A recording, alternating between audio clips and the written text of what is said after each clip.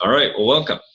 So this morning we're going to cover advanced objection handling, and it's coming in the form of kind of a role play. So we've all been in situations where you get a buyer lead and they come to you and they've talked to a Redfin agent, or they've talked to, sadly, just about any Chinese broker, and that broker has offered them some sort of rebate. And now you're in a situation or a circumstance where you're made to feel that you either match it or you don't get to work with them. So we're going to talk about why that is, what you can do to overcome it, all the tools that you would need in order to succeed in that scenario. But I want to start with just kind of an opening remark about that circumstance. At the end of the day, each of you is an independent contractor. So you can choose to work with people or not work with them anytime. It's up to you. In fact, there's a very liberating feeling that comes from firing a customer, especially a really crappy one. But the point I want to make is, if you don't practice these skills that we're going to go over here today, you're going to be in a situation where you're going to have to discount pretty much all the time. And these tools that I'm going to give you aren't just going to come naturally to you. You have to practice them. So the advice I would give you or any agent, new or old, is when faced with the situation where you're asked to discount, don't view it as a negative thing. View it as an opportunity. View it as a chance to practice these skills. Succeed or fail, doesn't matter. Just view it as an opportunity to get better, right?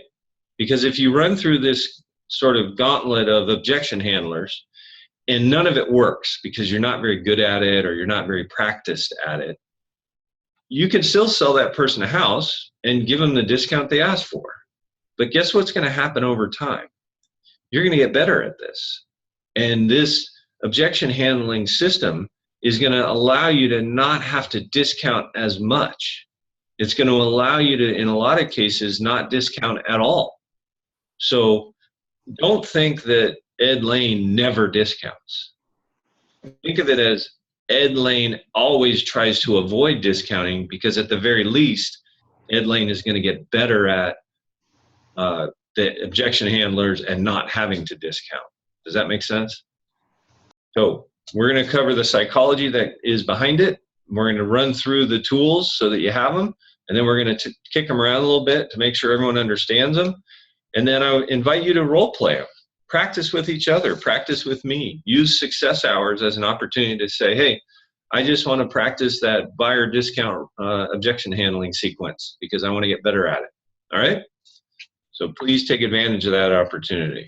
All right. So we're going to cover why it is that they ask for these rebates in the first place and why they think it's okay. All right? And then we're going to go through what you can do to address it, so that you can be in a better position to serve while not having to take money out of your pocket to do so. So why do you think it is that all buyers, think it's okay to ask? What's your take on that, Doris? Why do you think they think it's okay to ask for your money? Is it possible that they don't think of it as your money? And we go out like that. All right. The first and foremost reason is they don't value you, right? They think you're a commodity, and they think they're gracing you with a transaction, and you should appreciate it, and you should thank them by sharing the commissions, right? They consider us all to be the same, right? They think agents don't do much, don't bring any value. So it doesn't matter who represents them. What matters is who's going to give them the biggest discount. Have you ever gotten that sense from a buyer? They're just shopping to see who's going to give the biggest rebate? Yeah, and it's kind of common, isn't it? Well, every time you hear that, that's proof that they don't consider brokers to be any different than the next broker, right? They also want to brag to their friends, right? They want to say, well, I got an agent to give me 2%. I got an agent to give me all of it except for $2,000. Have you ever run into that? Right? That is a buyer who considers the agent of zero value and doesn't understand the risk that they're undertaking. And that's why it's important that you do, right? They want to look like they did even better than their friend did, right?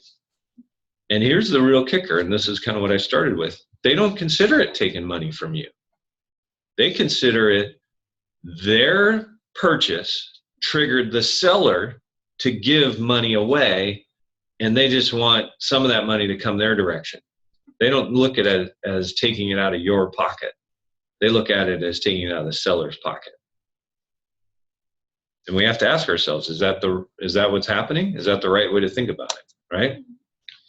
But they feel genuinely, if it weren't for my buying this home, you wouldn't be in position to get those commissions or to make that money, right? You ever been made to feel that way? You ever had a buyer that said, come on, Doris, if I didn't buy this house, you wouldn't be getting this anyway. Just give me half of it. No, I don't. You've never been felt that way? Huh. You've told me that they've said that. That's interesting. So what should they be thinking? Like, do we think that's fair that they think of it that way? I don't. And I've made a lot of money in this business, and I don't have to discount very often, but it all starts with posture, right? It all starts with making sure that they understand that having you on their side is a benefit to them. And it kind of stems from, not all brokers are the same, are they? Right? You guys have all dealt with different cooperating agents on different deals, and you've seen a wide range of skills and experience. Would you agree with that? Yeah, of course. There's some really crappy agents out there. There's also some really good ones, right? The consumer doesn't know that. The consumer thinks they're all the same. So what they should be thinking is having you on their side is an environment of protection, right? It's a tool that's going to help them not overpay. It's going to help them not make mistakes, right? Or fall victim to an unethical listing broker. That's powerful, right? Because every listing broker is friendly and charming and more than happy to write up a dual representation contract. But are they going to put a single protection in there for the buyer? No, because if they did, that would be illegal. They have a fiduciary duty to the seller. But the buyers don't think of it that way. They think, yeah, man, if I go straight to the listing broker, I'm going to save 3% right off the top. And it's like a tactic that they use, right? They also need to feel protected from buying a house that might be a problem house, right? Warranties and things like that can do a lot to protect them, right? What if they buy a house and the furnace dies the day after closing? Well, all of my clients are protected, 100% of them. Can you say that about yours? Think about that, right? So let's talk about objection handling, sort of what the strategy is or becomes, right? Anytime somebody tries to reach into your pocket, you have to really take a step back, and it requires some humility, because when they do that, it frustrates you. It might make you angry. It could make you nervous. It makes you fearful of losing them. It causes all these negative emotions. But the one thing that you have to make a conscious decision of is to replay the tape and figure out, how did I communicate with this buyer, and did I adequately communicate the benefits?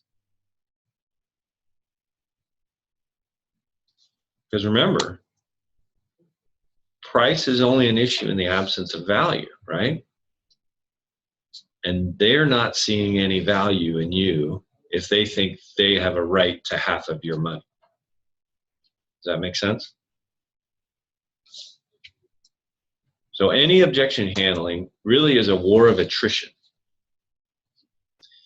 And by that I mean, if you get somebody that throws an objection your way, you have to have a response, a counter.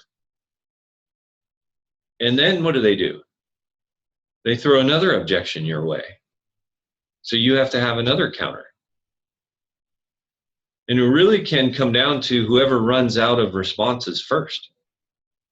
So you have to have this arsenal of objection handlers so that you can counter every reason they're going to give you as to why you should give them some of your money, right? Because they're going to have a string of them. They're going to say, oh, this was easy for you. Oh, I found the house on my own. All you had to do was write it up. We found it in one day, right? Well, that's 4 objections right there. Those are 4 justifications on why you should give them half your money. You'd better have 5 responses. Does that make sense? So let's talk about our responses, all right?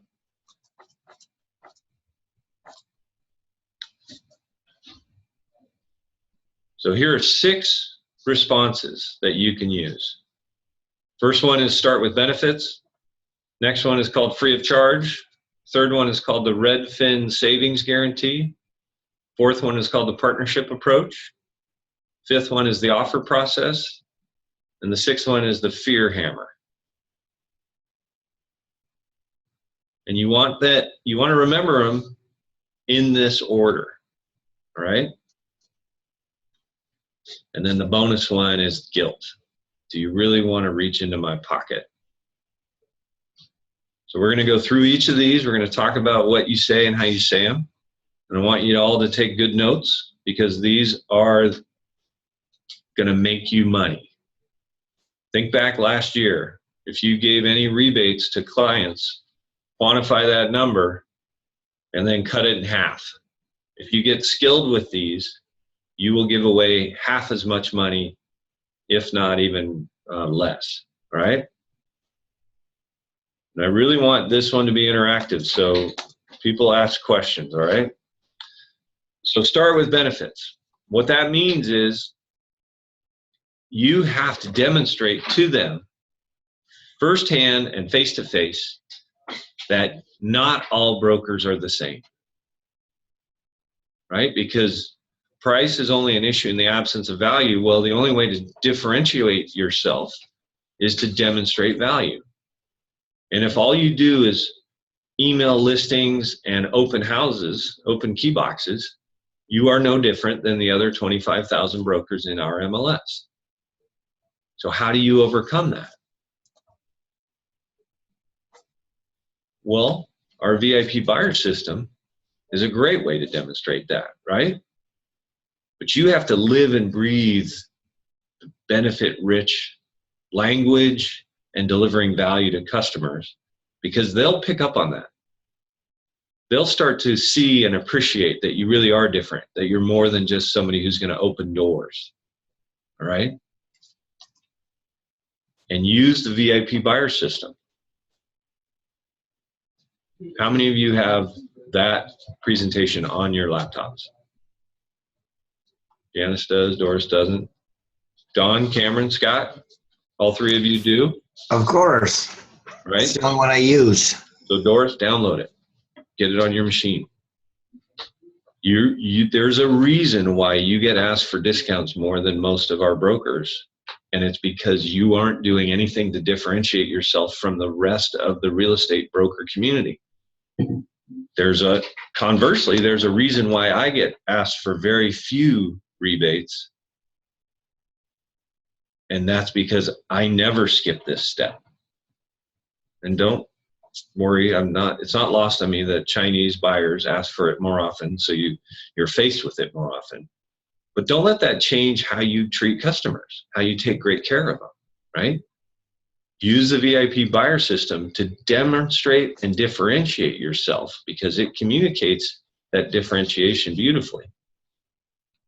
And you actually will see a decline in the request for rebates when you walk them through our 12 promises document, which is in that folder, right? Every time you meet with somebody, you should go through that document, translate it to Mandarin, make it easy for people, right? Because remember, the consuming public thinks we're all the same. So when they're meeting you for the first time, you're nobody different. You just happen to be somebody that they got a phone number for from a referral. All right? So it all starts with benefits. Then it also comes down to making sure they understand that your service doesn't cost them anything. Right? And what they're not understanding, especially in the case of the person who thinks, I'm just going to go straight to the listing broker, is that the seller has a legal obligation to pay the full amount, even when it's a dual representation offer. And a lot of buyers don't understand that. They just assume, yeah, with no buyer's agent, that's half the cost. And that's not true. You should read the listing agreement if you're unsure. What it says specifically is seller agrees to pay the listing firm 6%, we'll use as an example. And then it goes on to say, if the buyer should be represented by another broker, the listing firm agrees to share blank percent with the buyer's agent, assume 3. But that's only if the buyer has a broker. If he doesn't, then that doesn't apply, and the 6% all flows to the listing broker. Does that make sense?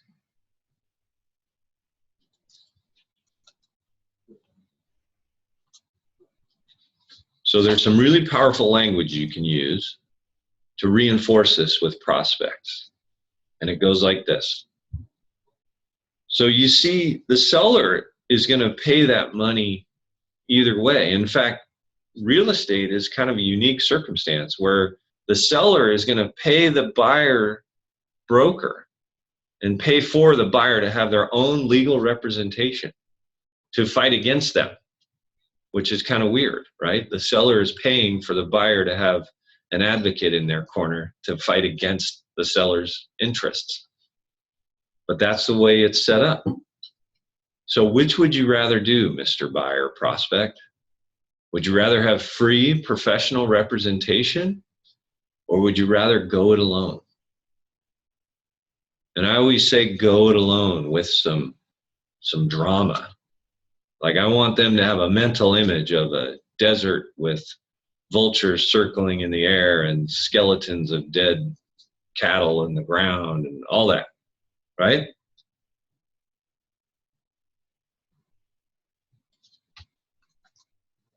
Next up is the Redfin Savings Guarantee. How many people have had a client or a prospect come along that says, well, Redfin will do this, why don't you? Janice, you're nodding. And what did they say? What did they say Redfin would do? Charge 1/2. They charge half. That's right. Want to know something interesting?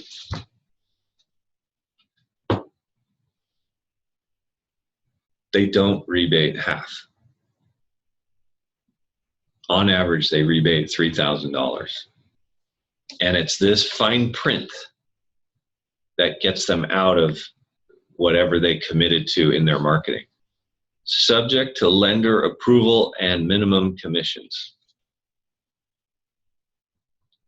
So anytime the buyer is financed, the lender will limit how much they can get in the way of concessions from any parties. That includes the seller and or the lender, or I mean the agent.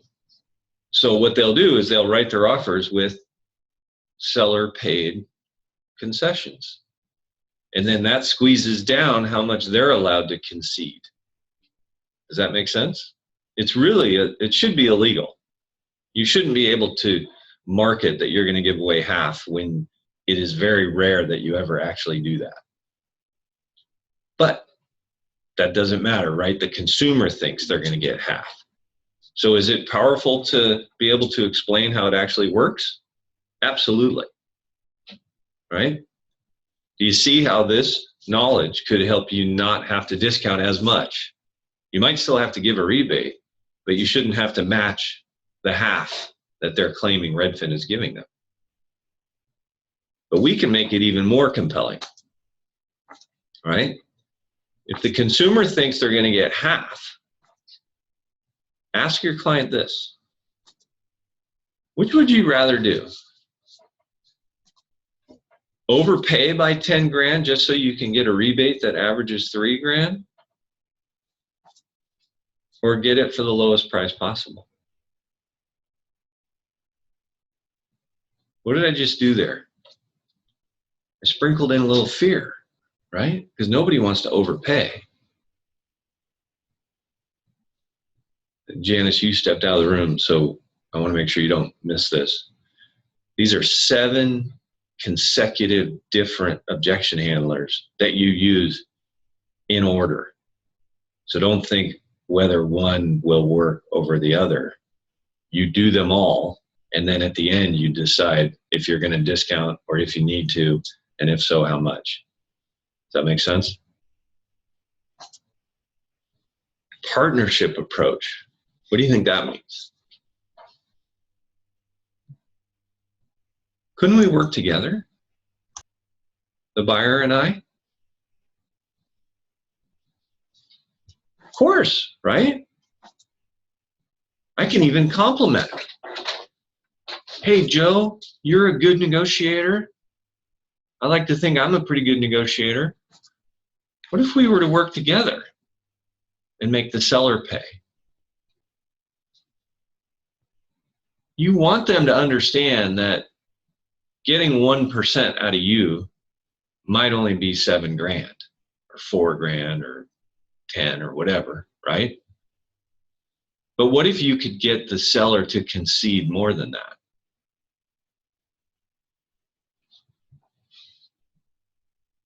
And don't worry, in a hot market, we'll even put an escape clause.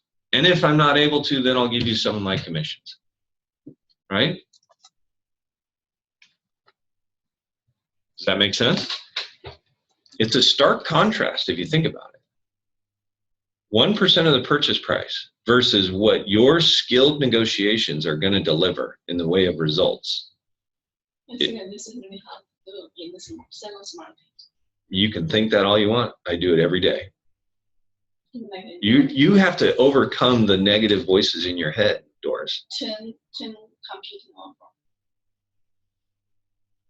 Last year we had 6 different offers that won that weren't the highest offer.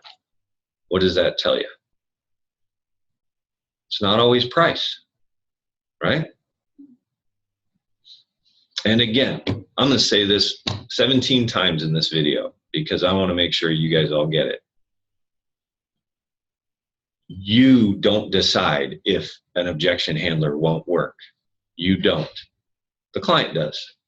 You get skilled at delivering all of them, and it will reduce the amount that you have to discount. Okay? So don't decide I'm going to pick one over the other or whatever. It's a series, and that series helps with this idea of the war of attrition, right? And if at the end of the day they end up winning even though they're the highest bidder or because they're a highest bidder, then give them some of your commission. If that's what you committed to, there's nothing wrong with that. We're just trying to make it so that their ask gets smaller and your concession gets smaller. Okay? This is a really powerful one. And this is one that almost every buyer does not understand, right? The offer process. In a typical agent, you, the buyer, is going to tell the agent what to offer. The agent's going to deliver it to the seller's agent. And you never get to talk to the seller. It's agent to agent. So do you see how important it is to have a skilled negotiator on your side talking to the agent on their side? right? And this is where you brag. We train on negotiations every day. And every listing broker I've come up against, I tend to be a better negotiator than they are. So I win more. But it goes beyond that. We actually have an offer process that we follow to increase the probability of winning. Our process starts with a phone call to the listing broker because I need to gather information, right? I want to build rapport with that broker, garner intel, learn about terms besides price that would benefit that seller, right? Closing dates, possession dates, earnest money. And the way I describe it is there's about 100 different terms in a purchase and sale agreement besides price. Yeah, price is obviously important, but so are all the other ones. And we practice on them and get very skilled at knowing which ones we should waive because it demonstrates an aggressive posture, and which ones we should hang on to because we want to have an escape route if we need it. Then you and I are going to sit down, we're going to have an offer strategy session. Once I've had that phone conversation, I'm going to have information that helps us put together a stronger offer, and I'm going to give you a complete market analysis of the value of the property. Because you see, market analysis is a finite number, and it has nothing to do with what the seller's asking price is, right? So we're going to establish what market value is, and then we're going to wrap a list price, a selling price strategy around that, an offer. Does that make sense? Then I'm going to make a second phone call to the listing broker, figure out if any new offers have come in, further build rapport, right? And then we're going to submit our offer and negotiate it. And that's the difference between having a pro on your side and an amateur on the other side. And there's nothing wrong with saying, have any of the other agents that you're talking to described in great detail, like I have, their offer strategy approach? Well, no, that's right, because no one does. So now we've been through 5 objection handlers, and this person is still asking to reach in Doris's pocket, right? So we're going to use the fear hammer. What does the buyer fear most? He doesn't really fear this whole rebate conversation. It is more of a prevailing fear, which Paying too much. Paying too much, that's right. He does not want to overpay, period. So you have to sprinkle a little fear in his mind that he's going to risk overpaying. And what's the most powerful way to do that? Is to point out to him that the person he is comparing you to and asking you to match is the worst negotiator on the planet. And it's really unrealistic that he's going to put all of his eggs in that basket, right? And you do that by saying, well, Joe, this Redfin agent that you're asking me to match, they gave you half of their commissions without you even asking. And if they do that with their own money, how well are they going to negotiate when it's your money? Those are really powerful words. We call that knee-buckling logic. Because the prospect doesn't really want to go back to Redfin at that point, or whomever that discounting broker is. Because why do agents discount? Because they don't have client, yep. And they don't have anything else to differentiate themselves. If you have a product or a service, and there are other providers of that same product or service, if yours isn't different, then price is the only thing you can compete on. Right? Walmart does a hell of a business. Can you get most of their products elsewhere? Heck yeah, but not as cheaply, right? So discounters don't worry me at all because I know they have no other skills outside of discounting. So when you use these words at the end, that's when the consumer tends to cave. And they'll say things like, well, gosh, Janice, I know, but it's just so much money. Is there any way you could just like rebate me a point or half a point if they started at a point? You know, they'll concede something. And now you have the leverage, right? Does that make sense? And then the last one is guilt.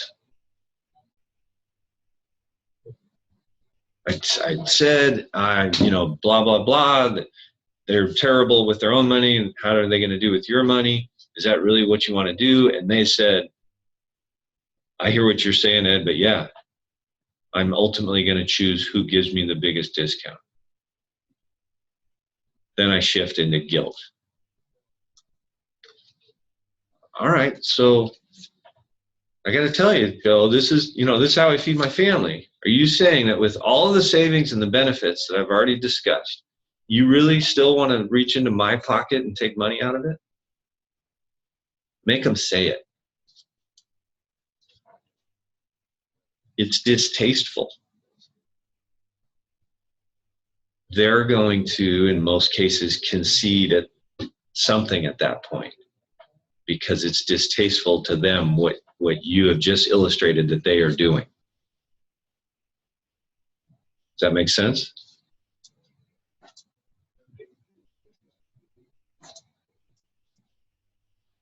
So what now? You've been through the gauntlet of objection handlers.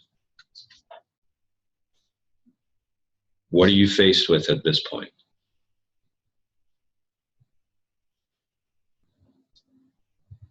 You have a choice, right? It's an economic decision. That's all. Right? You just have to decide, do I want to do this deal for the terms that they're asking for? Can you say, gosh, you know what, Joe? 1.5 it's just too much. Would you be willing to accept a point? Or 1.25? Or 3/4? Negotiate. Right? If those objection handlers haven't gotten you even a single discount, then just ask for a discount. You're just doing to him what he's doing to you, right? But in most cases, you will have already earned some sort of concession, and you probably would have said, okay, let's do this, because you got his number lower.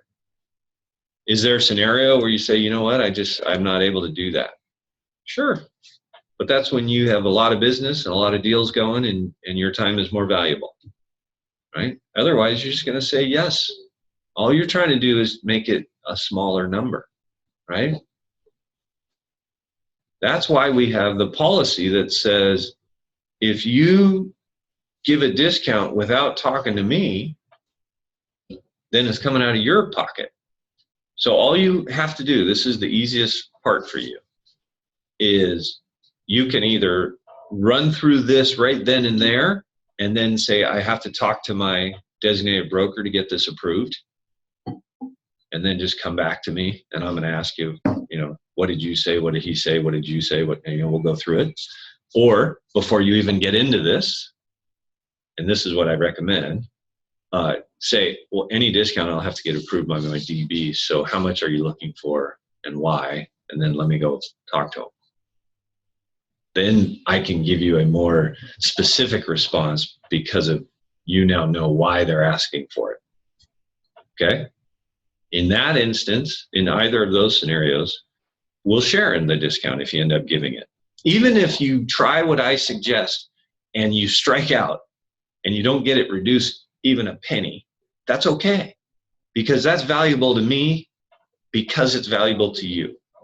So even though you would go back and you would try and you would say, Ed, I failed, I'm still willing to share in that expense because you just got a good practice run through it, right? With live fire, with real money on the line. And it didn't work, but you're now better at it than you were 24 hours earlier. Does that make sense?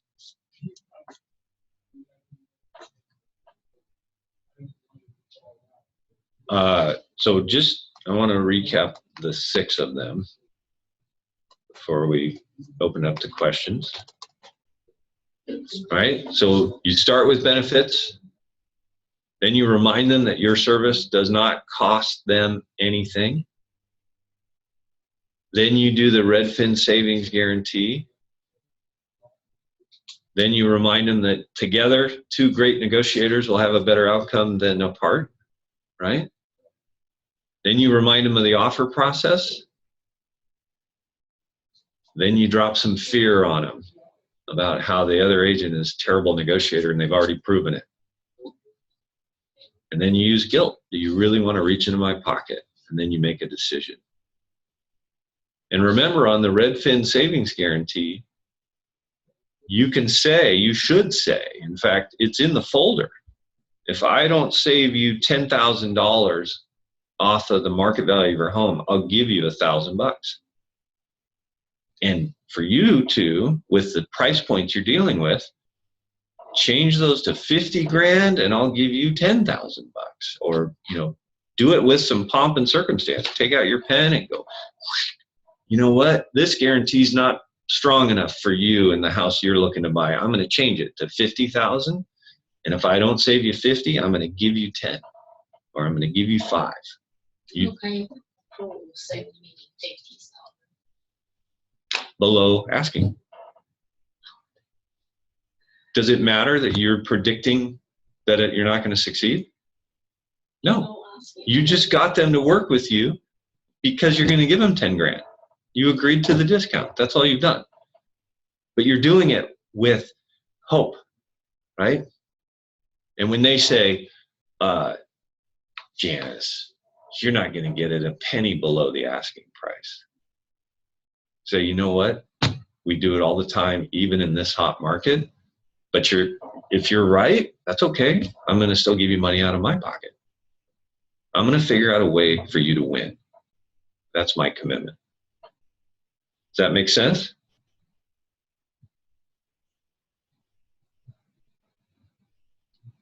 Now, do these work better when it's not the hottest market in 50 years? Sure. Is it going to be the hottest market in 50 years forever? Nope. So shouldn't you have these skills? You betcha, right? So any questions from anybody, online, offline? Sometimes we got questions because some like IT people, they don't want us to go show houses, and especially for new construction, they can just go to sale office and get all the information. But basically, for the new construction, they should build the sales office. People can, draft the contract and everything. Right. But sometimes they just want to have an agent, so they feel comfortable, but they don't want that all the commission to the agent. So they say, oh, can you just, help me through the process, and I give you 1%, the rest is mine, so hopefully. Why is it that you make them more comfortable, do you think? The skills, the knowledge. Right, the fear. They have fear. You have liability. Is 1% reasonable, even though they found the house and you didn't have to show it? No. You have to have that confidence, though, right? You have to be able to look somebody in the eye and go, it's not about me showing the house. I don't earn my money just by showing the house, right? Writing the contract, you'd better insert yourself there. I know the builder has to prepare it, but you'd better provide him the questionnaire the way you want it. You better review the contract to make sure you explain things to your client. There's value there. So do I think you're going to get the full commission? No, probably not, right? But should you be able to keep more than just 1%? Should you give away 70% of it to them? No. But again, it's your business decision, right? So say yes. If you feel like I didn't do anything, and so 1% is good, that's your prerogative. You should take a look in the mirror, though, because you're probably underperforming. Just because the builder makes it easy doesn't mean you shouldn't do the same amount of due diligence for your client, right?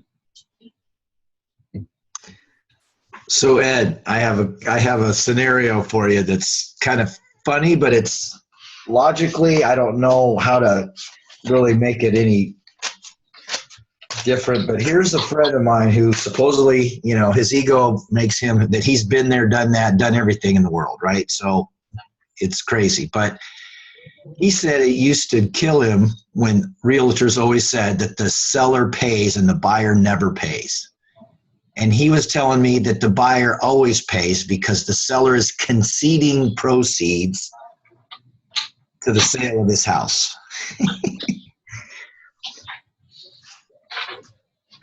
Yeah, that's not what the economics say, though. That's what the unsophisticated negotiator thinks. You actually would have to do an analysis of what FSBOs sell for versus represented houses. So I appreciate that he's naive, but the objection handlers don't change. Is he buying a house? No, he was prepping these neighbors of his when they were going to look at his house, and he said, don't do anything. When you do go look at it and everything, call Scott. Well, his wife or some girl that's trying to take this guy's money called some other agent and then just came out and showed up at the house, and they did everything he didn't tell them. But in his mind, he was a builder. Like I said, he's sold 400 and some houses, blah, blah, blah, blah. He just thinks that the seller ends up paying, or the buyer ends up paying the commissions because of how the 6% or whatever it might be comes out of the proceeds of the sale. It's actually the buyer that's paying for it. I understood what you said. And I don't know what my response gave you the impression that I didn't understand it.